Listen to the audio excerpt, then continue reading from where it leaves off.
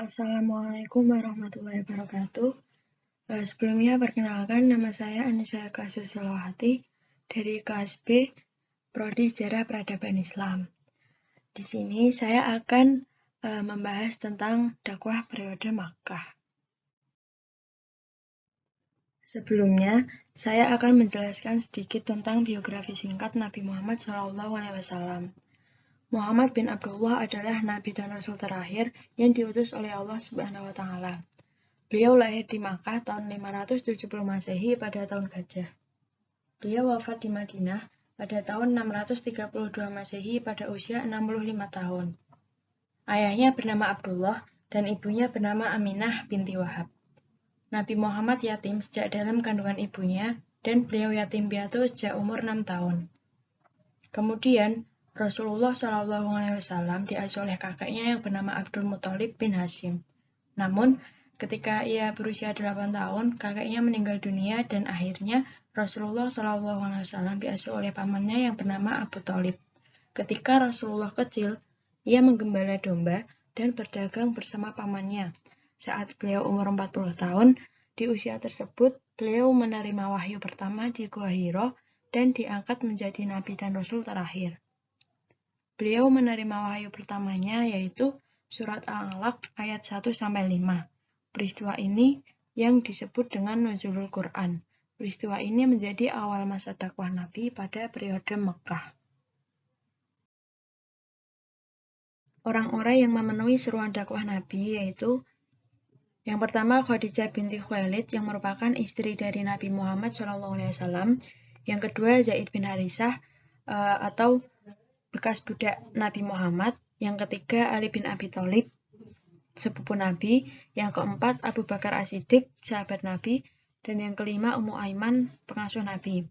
Orang-orang yang masuk Islam pada masa dakwah sembunyi-sembunyi disebut as-sabiqun al-awwalun atau pemeluk Islam pada generasi awal. Setelah 3 tahun Nabi berdakwah secara sembunyi-sembunyi, Nabi merubah strategi dakwah menjadi terang-terangan. Dakwah secara terang-terangan ini dimulai setelah turunnya wahyu yang berisikan perintah Allah Subhanahu wa Ta'ala agar dakwah dilakukan secara terang-terangan dalam surat Al-Hijr ayat 94 yang artinya, maka sampaikanlah Muhammad secara terang-terangan segala apa yang diperintahkan kepadamu dan berpalinglah dari orang yang musyrik. Ketika Rasulullah SAW berdakwah, beliau mendapat penolakan dari kaum kafir Quraisy, yaitu yang pertama, kaum Quraisy terutama para bangsawan sangat keberatan dengan adanya persamaan hak dan kedudukan antara semua orang. Yang kedua, mempertahankan perbudakan, sedangkan dalam ajaran Rasulullah tidak boleh adanya perbudakan. Yang ketiga, kaum Quraisy menolak ajaran Islam yang berisi adanya kehidupan setelah mati, yakni di alam kubur dan alam akhirat. Yang keempat, kaum Quraisy menolak karena mereka berat meninggalkan ajaran dan tradisi yang telah diwariskan oleh leluhur mereka. Dan yang terakhir, kaum Quraisy menentang keras dan berusaha menghentikan dakwah Rasulullah SAW karena Islam melarang mereka untuk menyembah berhala. Rintangan-rintangan yang dihadapi Nabi Muhammad SAW ketika berdakwah. Nabi Muhammad banyak menerima ejekan dan celaan dari masyarakat Quraisy. Beliau juga mendapat rayuan untuk meninggalkan agama Islam dengan diberikannya harta dan wanita. Banyak juga sahabat Nabi yang masuk Islam disiksa oleh kaum Quraisy.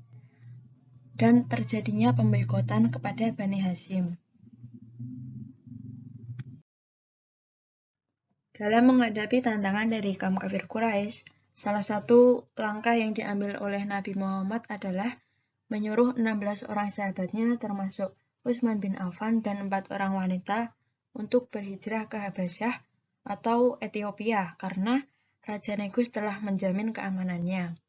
Peristiwa hijrah yang pertama ini terjadi pada tahun 615 Masehi. Suatu saat ke-16 orang tersebut kembali ke Makkah karena mereka menduga bahwa keadaan di Makkah sudah kembali normal dengan masuknya Umar bin Khattab ke agama Islam. Namun, dugaan mereka ternyata salah karena ternyata Abu Jahal lebih kejam daripada Umar bin Khattab dalam menindas kaum Islam.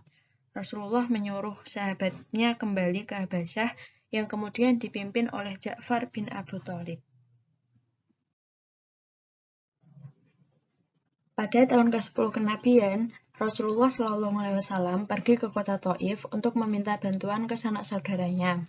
Namun, mereka malah menolak dan memperlakukan Nabi Muhammad dengan kasar, yaitu dengan melempari batu dan menghinanya di tempat umum hingga beliau terluka. Pertemuan umat Islam Yastrib dengan Rasulullah SAW pada tahun ketiga kenabian ini menghasilkan Baitul Aqobah.